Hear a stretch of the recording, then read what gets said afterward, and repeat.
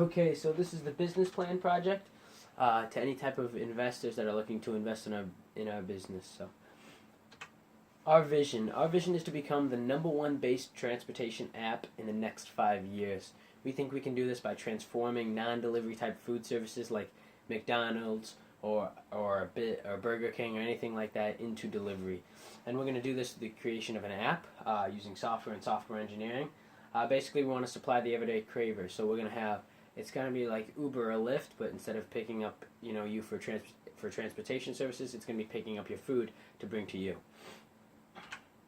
So our mission, we want to help people be able to enjoy food easier. We think that the American culture, really values their time and the ability to be able to add more time to their day, and this is a great way of doing it. You instead of having to go out and eat and leave your house and leave to go get your food, it can be delivered right to you through the use of our app.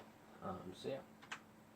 Our company, we are going to allow non-delivery type food services to become delivery, as we've said, through the extensive app that has a number of benefits. The app will have payment processing. You can pay right through the app. It'll have a GPS, so you can locate where exactly the person who's picking up your food is and how close they are to your destination and when they're going to arrive and stuff like that, and estimated arrival times, things like that. You can pay through PayPal.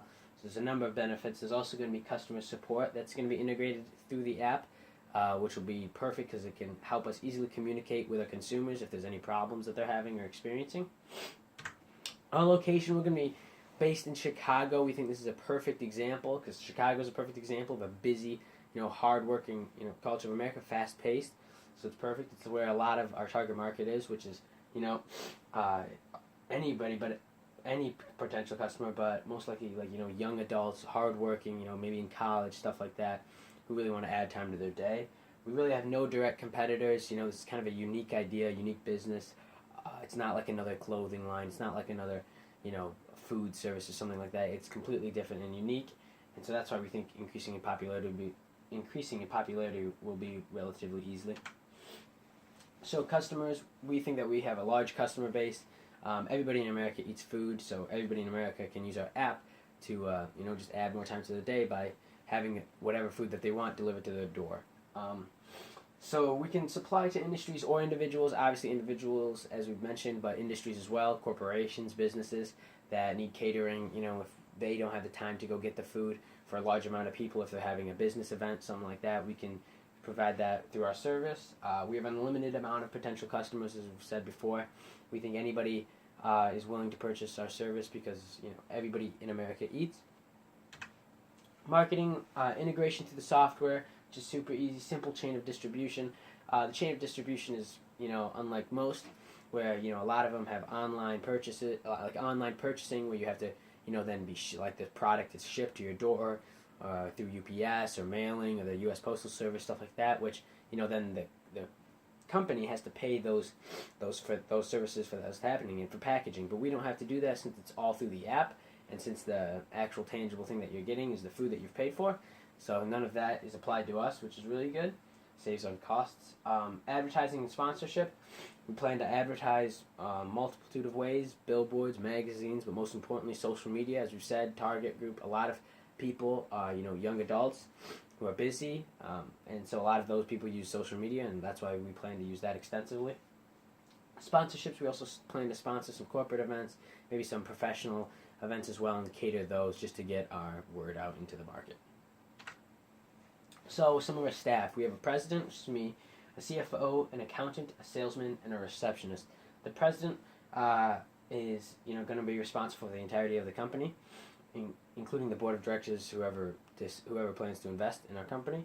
The chief financial officer is going to be in charge of future investing, future plans for the company, and stuff like that. The accountant is in charge of all the assets and liabilities that the company is having. Salesman is in charge of gathering more investors to the company, so when we need to expand our business, so that's what they're going to be doing. A receptionist is just there to greet people who come into our building and welcome them. Some of the salaries the president plans to make as much money, like his wage is based off how much revenue the company brings in on the year. Chief financial officer is looking to make around $60,000 estimated. Accountant around $30,000 to $40,000 estimated. A salesman will be making money based on commission, how much money they actually bring in for the company, how much money they get from investors into the company, so they will be based on commission. Receptionist will be making estimated salary of $30,000 per year. So all of them are going to be making hourly wages, except for the salesman. As I said before, they're going to be making commission, he or she.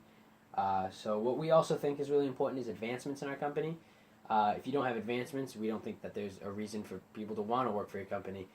So if there is, people will want to work harder so that they can, achieve those advancements into the company, and they're more likely to spread the word about the company and those advancements. So it's more likely for people to want to work for us.